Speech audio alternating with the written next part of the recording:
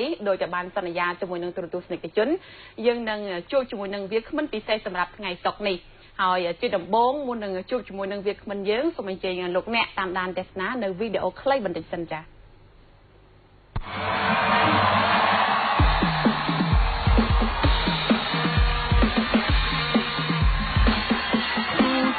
កម្ពុជា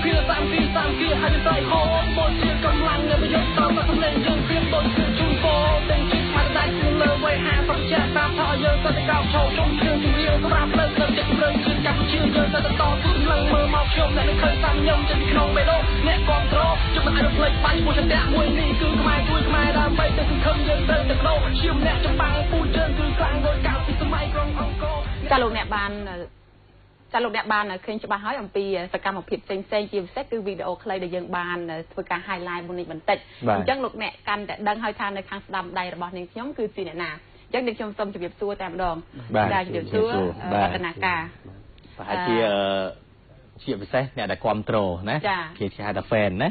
អ្នកដែលគ្រប់គ្រងហើយជាពិសេសយុវជនយុវវ័យគឺគាត់ស្គាល់ច្បាស់ណាស់ហើយអ្នកគ្រប់គ្រងវឌ្ឍនាការជឿជាក់ថាមានច្រើនលើសលប់មែនទែនណាទូទាំងប្រទេសបាទអញ្ចឹងថ្ងៃនេះឲ្យទើបអញ្ជើញវឌ្ឍនាការជាវត្តមានក្នុងកម្មវិធីរបស់យើងពីព្រោះមានសំណួរមួយចំនួនយើងទទួលបានពីសំណាក់មហាជនពីសំណាក់បណ្ដាញសង្គមផ្សេងៗដែលចង់សាកសួរណាធ្លាប់តែឃើញវឌ្ឍនាការនៅ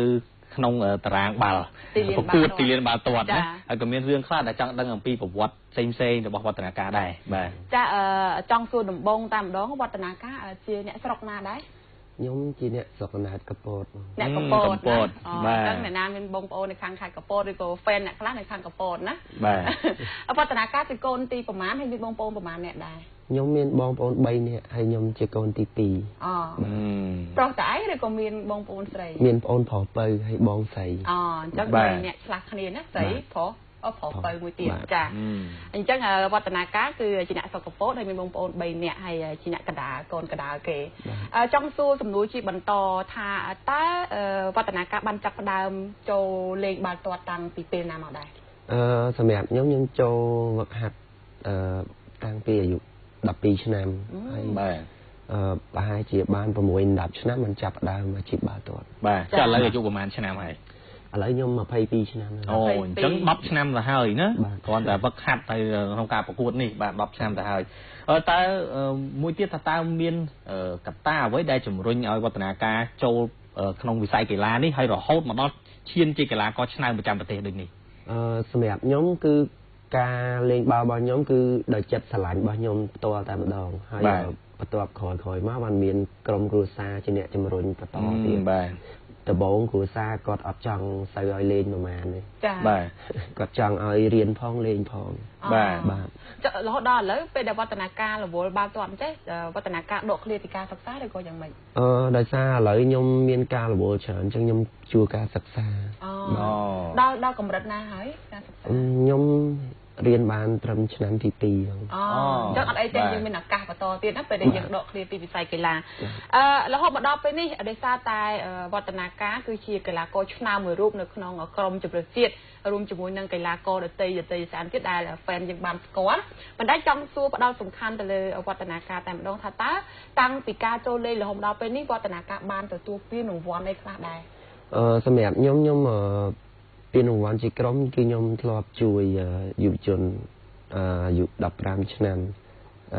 ទូទាំងប្រទេស បានជើងឯកហ្នឹងហើយបានក្រោយមកឈ្នះពានគេហៅថាពានមិត្តភាពច្រើនសម្រាប់ឯកតជនខ្ញុំឈ្នះពានដូចជាឆ្នាំ2012ខ្ញុំឈ្នះពានរង្វាន់អ្នកទាត់ចូលច្រើនជាងគេនៅក្នុងព្រឹត្តិការណ៍ហ៊ុនសែនខាប់ក៏ដូចជាលីកឆ្នាំ2014 2015ខ្ញុំបានឈ្នះអ្នកទាត់ចូលច្រើនជាងគេអូច្រើនគឺទទួលបានខាងជើងឯកណាចូលច្រើនជាងគេបាទដូចនេះឲ្យទើបវឌ្ឍនាការទៅបានទទួលស្គាល់ច្រើនណាស់ពីសំណាក់អ្នកគ្រប់គ្រងណាព្រោះថាឥឡូវហ្នឹងគេហៅថាជា idol បាទជា idol ជា idol បាទអញ្ចឹងលោកមករានឹងមានបាទសំណួរមួយទៀតដែលអ្នកដែលគ្រប់គ្រងមហាជនលោកតែងតែឆ្ងល់ថាវឌ្ឍនាការឃើញពេលខ្លះពេលដែលសុទ្ធបញ្ចូលទីទទួលបានគ្រាប់បាល់ហើយណាច្រើនតែថើបដៃដែលមានរូបស័ក្តិហើយស័ក្តិហ្នឹងដាក់គុណមេដាបៃតាមូលហេតុអីសម្រាប់ខ្ញុំគឺខ្ញុំពិតជាមានមោទនភាពចំពោះគាត់ព្រោះអីគាត់ធ្លាប់លំបាកសម្រាប់ខ្ញុំច្រើនមុននឹងចូលលេងបាល់ហ្នឹងគឺមានរឿងច្រើនអញ្ចឹងមានតែគាត់ទេអ្នកផ្ដល់កម្លាំងចិត្តឲ្យខ្ញុំច្រើនពេលខ្លះខ្ញុំពិបាកក្នុងការងារណាមួយគឺគាត់តែងតែជួយខ្ញុំអញ្ចឹងខ្ញុំសម្រាប់ខ្ញុំគឺមានមោទនភាពចំពោះគាត់ចាអញ្ចឹងនេះគឺគុណមេដាបៃតាអាចសួរថាស័ក្តិហ្នឹងគឺតាំងពីពេលណាមកដែរវឌ្ឍនាការស័ក្តិហ្នឹងគឺមុនការប្រកួតមេកុងខាប់មុនប៉ះជាមួយនឹងក្រុមដែលមកពីប្រទេសឡាវបាទថាម្លងឆ្នាំថ្មីនឹងដែរមកថ្មីនឹងដែរអាចសុំកាមេរ៉ាយើងជួយឲ្យវឌ្ឍនាការលើកដៃបង្ហាញផ្ទាល់តែម្ដងណាថាឥឡូវនៅស្នាមសាក់ហ្នឹងនេះចានេះអាចដាក់លើវិចារបន្តិចទៅឲ្យទស្សនិកជនបានឃើញចាស់គុណមេដាបៃតាខាងនេះចាអូពិតជាមោទនភាពណាលោកឪពុកអ្នកម្ដាយដែលឃើញកូនប្រុសរបស់លោកមានប្រជាប្រិយភាពហើយគឺរំលឹកគុណលោកឪពុកអ្នកម្ដាយពេលគាត់នឹកឃើញគាត់ទេពេលគាត់ប្រកួតម្ដងនឹកឃើញគាត់ព្រោះអីគាត់តែងតែមកលើកទឹកចិត្តរាល់ការប្រកួតចាលោកឪពុកអ្នកម្ដាយកំពុងតែតាមដានលើកញ្ចក់ទូរទស្សន៍ដែរណាបាទមួយទៀតក៏ជាចម្ងល់របស់អ្នកគ្រប់គ្រងមហាជនដែលក្រៅពីស្នាមសាក់ហ្នឹងមានឃើញវឌ្ឍនាការជាប្រចាំឬជាញឹកញាប់ពេលដែលប្រកួតចប់ប្រើកសែងមួយតែកសែងហ្នឹងជារបស់អ្នកណាបាទសម្រាប់កសែងហ្នឹងគឺរបស់ម៉ាក់គាត់ទិញឲ្យពេលនេះកសែងនេះគាត់ទៅជែកទៀតណាអ្នកម៉ាក់ពេលហ្នឹងគឺមានការប្រកួតមួយធ្លាក់ភ្លៀងដល់ពេលហើយខ្ញុំអត់កសែងខ្ញុំភ្លេចដាក់កសែងផ្ទាល់ខ្លួនមកហើយគាត់ក៏ចូលទិញឲ្យហើយក៏ប្រើមកដល់ឥឡូវទៅបាទប្រើទុកស្រាប់ទៅដល់ក្រៅប្រទេសទេព្រោះឃើញអាសាចេញទៅក្រៅដែរបាទអាសាដាក់តាមខ្លួនចា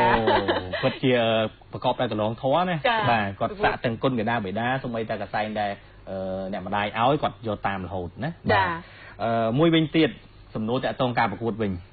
ថ្មីនេះតែសារទើបតែបញ្ចប់ការប្រកួតក្រុមដែលយើងត្រៀមប្រកួតទៅពានរង្វាន់អាស៊ីណាអាស៊ីខាប់អញ្ចឹងតើពេលដែលប្រកួតជាមួយនឹងតៃប៉ែកន្លងមកក្នុងដើមខែនេះមហាជនយើងគាត់ឃើញថាវឌ្ឍនាការបានបង្កើតឱកាសពិសេសមួយសម្រាប់ក្រុមកម្ពុជាយើងប៉ុន្តែពេលដែលយើងទទួលបានឱកាសសុទ្ធពេលហ្នឹងទីហៅតែចេះចុះវឌ្ឍនាការអត់បានសុទ្ធទេហើយពេលហ្នឹងឲ្យឧត្តមគាត់ជាអ្នកសុទ្ធបញ្ចូលទីណាតែឃើញវឌ្ឍនាការដូចជាអត់ហ៊ានមើលទេងាកចេញទៅពេលឮសំឡេងស្រែកហូហើយបានរត់ទៅអោបលោកគ្រូបាទមូលហេតុអីកន្លែងហ្នឹងសម្រាប់ខ្ញុំការឲ្យបាល់ពេលទីទៅឧត្តមហ្នឹងខ្ញុំគិតថាបងដំគាត់ទាត់ល្អជាងខ្ញុំព្រោះអីហើយម្យ៉ាងទៀតខ្ញុំក៏ចង់និយាយថាមិនអត់ហ៊ានមើលគឺខ្ញុំគិតថាគាត់នឹងទាត់ចូលអញ្ចឹងខ្ញុំអត់ហ៊ានចង់និយាយថាបើសិនជាខ្ញុំខ្លាចបែកអារម្មណ៍ច្រើនជាងពេលតែពេលសុទ្ធពេលហ្នឹងទីនេះគឺចាប់បាច់បំផុតពីព្រោះថាមកក្របនៅលើជើងរបស់យើងណាបើសិនជាចូលគឺយើងបានពិន្ទុកម្មតែច្រើនហើយមានឱកាសឈ្នះតើមានការពិបាកទេឧត្តមនៅពេលដែលយើងទៅលេងទឹកដីនៅក្រៅជាលេងនៅឆៃនីសតៃប៉ែកាលពីពេលកន្លងទៅនេះសម្រាប់ខ្ញុំនៅឆៃនីសតៃប៉ែយើងមានការលំបាកច្រើនទៅលើទីលានគេព្រោះអីយើងពិបាកដកដង្ហើមខ្ញុំអត់ដឹងថាទីលានទៅនោះមិនទេប៉ុន្តែកីឡាករទាំងគេទាំងយើងមានអារម្មណ៍ថាក្តៅហើយពិបាកដកដង្ហើមទាំងអស់អញ្ចឹងការលេងរបស់យើងវាខុសគ្នានៅទឹកដីយើងព្រោះទឹកដីយើងមាន លេងយប់អញ្ចឹងវាតិចច្រើនចាបាទខុសគ្នាណាចាបាទមួយទៀតអ្វីដែលជាការចោទសួររបស់បងប្អូនប្រជាពលរដ្ឋអ្នកគ្រប់គ្រងវឌ្ឍនាការគាត់ចង់ដឹងថាវឌ្ឍនាការនឹងបញ្ចប់កិច្ចសន្យាប៉ុន្តែមានកងត្រាប្រចាំរដូវជាមួយនឹងក្លឹបបឹងកេមង្គរដែលប្រចាំនេះជាសមាជិករបស់ខាងក្លឹបនេះអញ្ចឹងតើវឌ្ឍនាការនឹងបានន័យថាកងត្រានឹងកិច្ចសន្យានឹងបញ្ចប់ពេលណាហើយពេលដែលចប់អាចនឹងបន្តទៀតឬក៏ទៅខាងណាសម្រាប់ខ្ញុំកងត្រារបស់ខ្ញុំគឺចប់ខែ8បងឆ្នាំនេះបាទឆ្នាំនេះគិតមែនតើហើយចង់តែ2ខែទៀតទេបាទហើយខែ6ចាបាទហើយបើសិនជាខ្ញុំអត់បន្តនៅបឹងកេទេខ្ញុំអាចទៅក្រៅប្រទេសក្លឹបមួយដែលលេងបាទចង់និយាយថាมันរកក្លឹបនៅក្នុងស្រុកទេគឺបើសិនជាបញ្ចប់ហើយมันបន្តជាមួយនឹងបឹងកេតវឌ្ឍនាការនឹងស្វែងរកឱកាសនៅខាងក្រៅស្រុកធ្លាប់មានកន្លងមកតើធ្លាប់មានក្លឹបនៅខាងក្រៅតាក់ទងមកវឌ្ឍនាការទេធ្លាប់មានច្រើនដែរបងប៉ុន្តែរៀបរាប់ព្រោះបន្តិចសម្រាប់ធ្លាប់មានការខ្ញុំទៅប្រកួតមិត្តភាពអុយឆៃនេះតៃប៉ែហ្នឹងក៏ធ្លាប់មានក្លឹបមួយនៅចិនក៏គាត់ហៅដែរប៉ុន្តែដាច់ការតាក់ទងគ្នាច្រើនចាបាទបន្ទាប់មកបានក្រោយមកខ្ញុំលេងនេះទៅមានក្លឹបថៃក្លឹបជប៉ុនអីគេតែងតែតាក់ទងមកតែគ្រាន់ថាយើងអត់ទាន់គិតថាខ្លួនឯងអាចមានសមត្ថភាពដល់ប៉ុន្តែនឹងព្យាយាមថានឹងទៅមុខថ្ងៃក្រោយបាទចង់ឲ្យវឌ្ឍនាការជួយបញ្ជាក់លំអិតឲ្យបានច្បាស់ដល់អ្នកគ្រប់គ្រងដោយសារតែឮដំណឹងថាពេលដែលវឌ្ឍនាការមានគម្រោងថាចង់ទៅលេងឲ្យក្រុមបរទេសអញ្ចឹងគាត់សម្ដែងការព្រួយបារម្ភដោយសារគាត់គ្រប់គ្រងថាចង់ឲ្យវឌ្ឍនាការតំណាងជំរឿសជាតិរបស់កម្ពុជាអញ្ចឹងពេលវឌ្ឍនាការបាត់ជើងវឌ្ឍនាការមួយគាត់បារម្ភថាអាចនឹងមិនដូចបច្ចុប្បន្ននេះណាអញ្ចឹងវឌ្ឍនាការសូមបញ្យល់ថាមូលហេតុទេបានចង់ទៅក្រៅប្រទេសសម្រាប់ខ្ញុំមូលហេតុគឺខ្ញុំចង់ប្រឡូកក្នុងវិស័យបាល់ទាត់នៅឲ្យបានច្រើនហើយជាយាមទទួលយកបទពិសោធន៍ពីគេអ្នកក្រៅមកប្រទេសមកដើម្បីអភិវឌ្ឍបាល់ទាត់នៅខ្មែរយើងប៉ុន្តែសម្រាប់ខ្ញុំបើទោះបីខ្ញុំទៅលេងនៅក្លឹបស្រុកក្រៅប៉ុន្តែនៅពេលដែលមានការប្រកួតសម្រាប់ជំរឿជាតិខ្ញុំនឹងត្រឡប់មកវិញបាទតើវឌ្ឍនាការមានដាក់នៅពីតូចមកវឌ្ឍនាការប្រកាសជាមានជា idol ណាមួយដែរសម្រាប់ខ្លួនឯងយើងអាចនិយាយថាយើងក៏នៅមានគ្រប់គ្រងទៅលើកីឡាករបាល់ទាត់បរទេសដែរតើ idol មួយណាជារបស់វឌ្ឍនាការហើយចង់ទៅក្លឹបមួយណាតាមការសម័យតាំងពីតូចមកសម្រាប់ខ្ញុំពីទូចមកខ្ញុំចូលចិត្តកីឡាករវ៉ានីស្តេរ៉យហើយបានបន្ទាប់មកខ្ញុំឃើញកីឡាករមួយរូបទៀតគឺCristiano Ronaldo ហើយខ្ញុំក៏បានចាប់អារម្មណ៍គាត់ខ្លាំងពីពេលហ្នឹងមកចាបាទហើយដែលបានមានធ្លាប់មានគិតទេថានឹងអាចជួបគាត់នៅថ្ងៃណាមួយខ្ញុំប្រហែលជាអត់គិតថាបានជួបគាត់ទេប៉ុន្តែប្រហែលក្តីសម័យរបស់ខ្ញុំចង់ជួបគាត់ចាក្តីសម័យចង់ជួបអញ្ចឹងនេះសំណួរមុននេះបន្តិចដែរថាតើវឌ្ឍនាការដែលគិតថាបើសិនជាមានឱកាសហើយមានជំរើសតើវឌ្ឍនាការនឹងចូលក្លឹបមួយណាដែរបើសិនអាហ្នឹងបើជាក្តីសម័យរបស់យើងព្រោះមនុស្សម្នាក់ៗគឺតែតែមានក្តីសម័យជាប់ពីនិច្ចហើយជាពិសេសគឺដោយសារវឌ្ឍនាការកំពុងតែមានសន្ទុះហើយការគ្រប់គ្រងក៏កាន់តែច្រើនអញ្ចឹងពេលនេះបាយក៏កាន់តែច្រើនដែរបាទតើវឌ្ឍនាការមកដល់ឥឡូវមានបានបង្ហាត់បង្រៀនក្មេងៗជំនាន់ក្រោយទេវិស័យបាល់ទាត់ខ្ញុំអត់ទាន់បង្ហាត់ទេតែគ្រាន់ខ្ញុំបង្ហាញគាត់ខុសគ្នាយ៉ាងម៉េចបង្ហាត់ហើយបង្ហាញគឺយើងចូលទៅបង្ហាត់គាត់ជាលក្ខណៈដូចគ្រូបាទប៉ុន្តែខ្ញុំអត់ទាន់ថាខ្ញុំគ្រូទេតែគាត់ខ្ញុំឃើញគាត់ខ្វះខាតអីខ្ញុំទៅជួយគាត់ប្រាប់គាត់ថាទៅធ្វើចេះហើយរាល់ថ្ងៃហ្នឹងខ្ញុំទៅអាសាទៅបង្ហាញក្មេងៗយុវជនបឹងកេតអាយុក្រោម12ឆ្នាំហើយនិង14ឆ្នាំចាពេលព្រួយគាត់អត់មានពេលហាត់ដូចពួកយើងទេគាត់ហាត់តែសៅរ៍អាទិត្យទេចាបាទអញ្ចឹងហើយខ្ញុំក៏ឆ្លៀតពេលណាដែលខ្ញុំទៅខ្ញុំទៅជួយបង្ហាញគាត់បាទតើមានការលំបាកទេជីវិតជាអ្នកកីឡាករមានការលំបាកច្រើនហើយនឹងភាគច្រើនគឺអត់ធ្មត់តែម្ដងពួកអីយើងបើសិនជាការលំបាកវិញពីមុនមកខ្ញុំអត់មានអីជីទៅហាត់ទេអញ្ចឹងអត់មានធ្លាប់ឆ្លងកាត់ការលំបាកច្រើនបានអ៊ំបានពូអីគាត់ជូនទៅបាទអញ្ចឹងកន្លងមកវឌ្ឍនាការជាអ្នកស្រុកកពតទេអញ្ចឹងមកហាត់នៅភ្នំពេញឬក៏យ៉ាងម៉េចហើយនៅជាមួយពីណាគេដំបូងមានដោយសារខ្ញុំមានផ្ទះនៅភ្នំពេញហើយយាយគាត់នៅភ្នំពេញប៉ាគាត់ធ្វើការនៅកពតបាទព ពេលហ្នឹងខ្ញុំរៀននៅកពតប៉ុន្តែខ្ញុំលេងជាលក្ខណៈ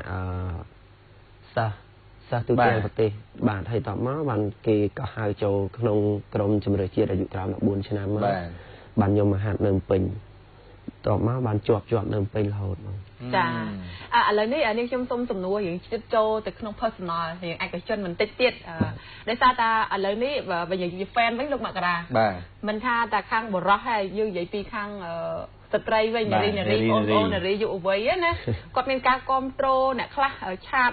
បើនាងខ្ញុំលួចចូលខមមិនរូបភាពមួយរបស់វឌ្ឍនាការណាខមមិន my idol I support you ខ្ញុំគ្រប់គ្រងខ្ញុំឆ្លៃខ្ញុំចូលចិត្តអ្នកនិយាយទៅពេលខ្លះអ្នកខ្លះសួរអើលើពី fan បានអត់ណាពេលមុនមានអ្នកសពសួរតែវឌ្ឍនាការបានឆ្លើយថាអត់អាចទេសំការឆ្លាញ់អីមិនដែរឥឡូវនេះ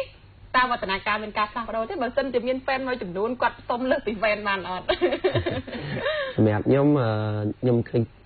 សន្ទុះនៃការគ្រប់គ្រងរបស់បងប្អូនមិនមែនថាផុសហើយសម្រាប់នារីនេះក៏គាត់ទៅមើលច្រើនដែរអញ្ចឹងគឺជាការគ្រប់គ្រងរបស់គាត់មួយហើយគាត់តែងតែនិយាយលេងបើសម្រាប់ខ្ញុំគឺខ្ញុំអត់ទាន់ចង់គិតទេព្រោះខ្ញុំគិតថាខ្ញុំចង់ប្រើពេលវេលាមួយហ្នឹង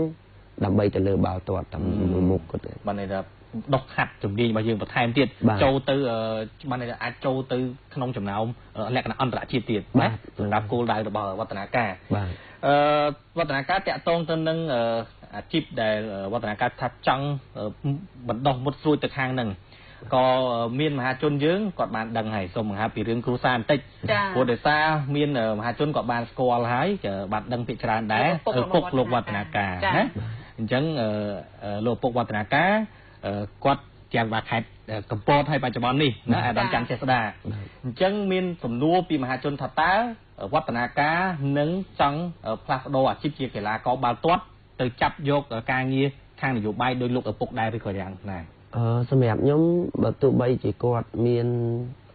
ចង់និយាយថាគាត់ខាងនយោបាយប៉ុន្តែសម្រាប់ខ្ញុំវិញគឺខ្ញុំនៅតែអត់ចោលបាល់ទាត់ចឹងប៉ុន្តែខ្ញុំគិតថាខ្ញុំនឹងធ្វើការសង្គមឲ្យបានច្រើនបាទអញ្ចឹងមិនន័យថាអត់មានបំណងទៅធ្វើខាងនយោបាយទេប៉ុន្តែចូលរួមការងារសង្គមបាទអញ្ចឹងមិនន័យថាឧទាហរណ៍បើសិនជាថ្ងៃមុខទៅវឌ្ឍនាការលែងមានកម្លាំងនៅក្នុងការលេងនៅលើទីលានវឌ្ឍនាការនឹងធ្វើជាអ្វីវិញសម្រាប់ខ្ញុំបានថាដាក់ចិត្តហើយថាទោះបីជាខ្ញុំដល់អាយុមួយដែលថាខ្ញុំត្រូវឈប់លេងក៏ខ្ញុំអត់ចោលបាល់ទាត់ដែរខ្ញុំនៅតែធ្វើជាគ្រូអាចជាគ្រូបង្វឹកដល់ក្មេងៗចំនួនក្រោយទៀតបាទវឌ្ឍនាការត្រឡប់ក្រោយតិចបងប្អូន3នាក់ហ្នឹងមានអ្នកណាវិស័យស្នេហាវិស័យកីឡាដូចវឌ្ឍនាការទេដំបូងឡើយមានប្អូនប្រុសគាត់លេងដែរអាយុក្រោម16ឆ្នាំដូចគ្នាបន្ទាប់មកបានគាត់ទៅសិក្សាទៅគាត់ចា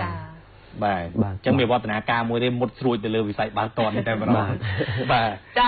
វឌ្ឍនាការដោយសារតែកម្មវិធីយើងក៏កាន់តែគៀកមែនតែនហើយយើងឃើញថាដោយសារតែមានការគ្រប់គ្រងច្រើនចាលោកមកថាដូចជាមានសំណួរអីមួយបន្ថែមទៀតសុំសំណួរចុងក្រោយបន្តិចទៅចុះណាដែលមានមហាជនច្រើនគាត់សួរជាពិសេសអ្នកគ្រប់គ្រងនារីអញ្ចឹងនឹងវឌ្ឍនាការមកដល់ឥឡូវហ្នឹងតើលក្ខណៈបុគ្គលវិញណាតើមានទំនាក់ទំនងអីដូចជាគូអនាគតឬក៏ស្នេហាអីដែរឬទេតើយល់យ៉ាងម៉េចដែរណាឥឡូវខ្ញុំអត់ទាន់មានពីមុនធ្លាប់មានហើយតែគេ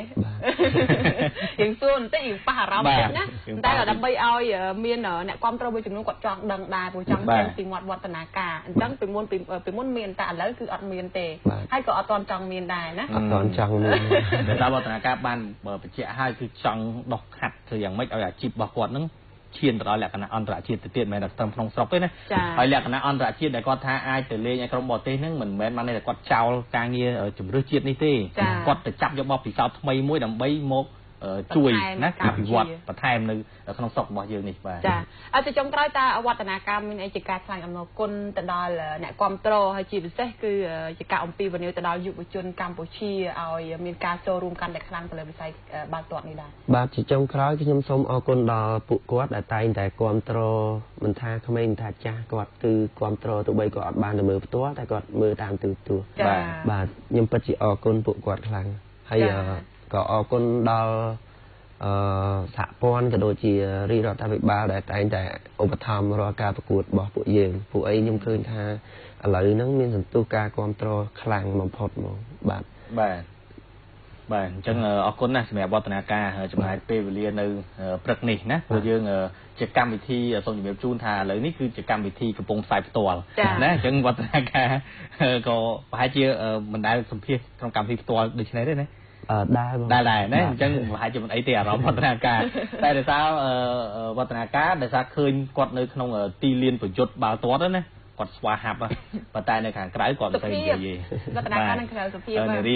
ជាអ្នកគ្រប់គ្រងគាត់ថាវឌ្ឍនាការនៅក្រៅសុភាពបរោះអត់ទៅនិយាយបាទនៅនេះនិយាយដែរបងនិយាយដែរបាទនិយាយអត់ស្គាល់គ្នាអត់ចង់និយាយបាទអញ្ចឹងអរគុណសម្រាប់វឌ្ឍនាការចំណាយពេលនៅក្នុងបាទ